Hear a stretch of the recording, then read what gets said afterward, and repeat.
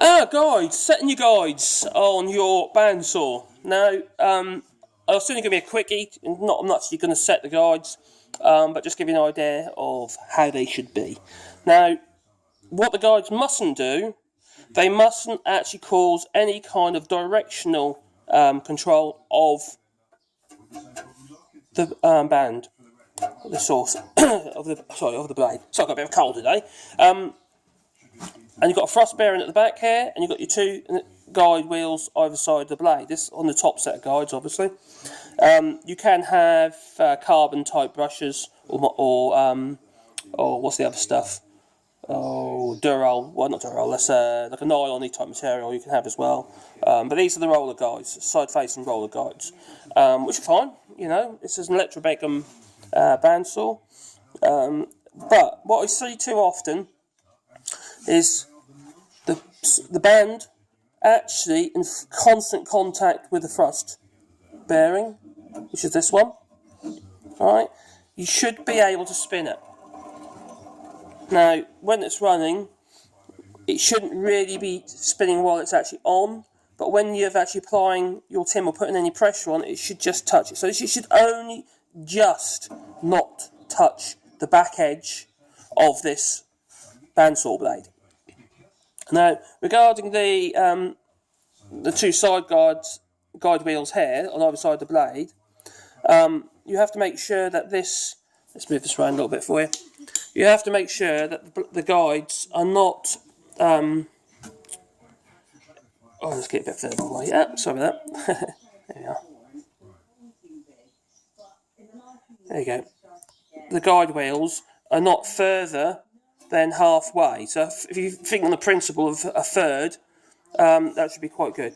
Go any further closer than that, one thing you're going to do, you're going to end up damaging the cutting edge of your bandsaw blade. But equally, you can't. If you have them too far in, the rollers will not spin. They'll just stay stationary and maybe move a little bit backwards and forwards. You know, so it has to be far enough to the leading edge, but I say a third in, to make these spin.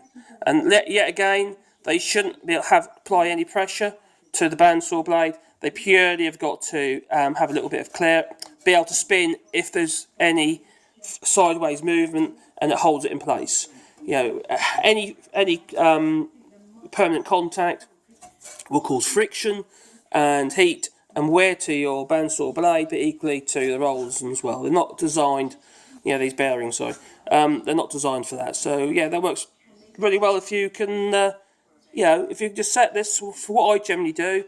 I pull my guide wheels out. I then make sure that the band is tensioned and that the lower guides are not interfering at all. And then I gently push one guide bearing, so it's just touching, and then I use a piece of paper or whatever just to make sure there's a bit of clearance, and then I tighten that one off, and then I bring the next guide bearing up to the bandsaw blade, yet again with a piece of paper, and then tighten that one off. And that way I know that they're not applying any sideways pressure to the actual bandsaw itself. And this pretty much the same applies to the guide wheel. I make sure it's clear from the back of the bandsaw blade to start with, and then gently bring it forwards so it's touching the bandsaw blade, and then move it back a little bit. Now, the thing you've got to remember is all bandsaws generally have a tracking issue. When I say that, basically what I mean is the bands can move over the top and bottom wheels with a slight amount of sideways movement. So you have to make sure you allow enough clearance to allow for that. So what you do is, once you've got them all tightened up and you think they're okay, turn it on, and if you hear that they're actually making constant contact, you know you need to reset them. So if I turn this on, look, the actual bearings are not rotating at all. But if I grab a little bit of wood down here, if I apply a bit of pressure onto the blade, they'll do a cut. As you can see, the bearing is turning. So there you go. I hope you found that of help, and give you a little bit of idea. If you use the same principle on the lower set of guides, And as you can see, and there's another set below the table. You can just see that. Apply the same technique with that, and then you should have what you need. It should work very well for you. So I hope you found it of interest, and you've been most kind, and subscribe and like, and I'll keep posting little short tutorials on YouTube. I do apologise, I kind of lose my voice a bit. That's probably a good thing. But yeah, I got a bit of a cold, so yeah, no, that's it. Like I say, this little bit Electrobeckham bandsaw from Holland, and sorry, from Germany.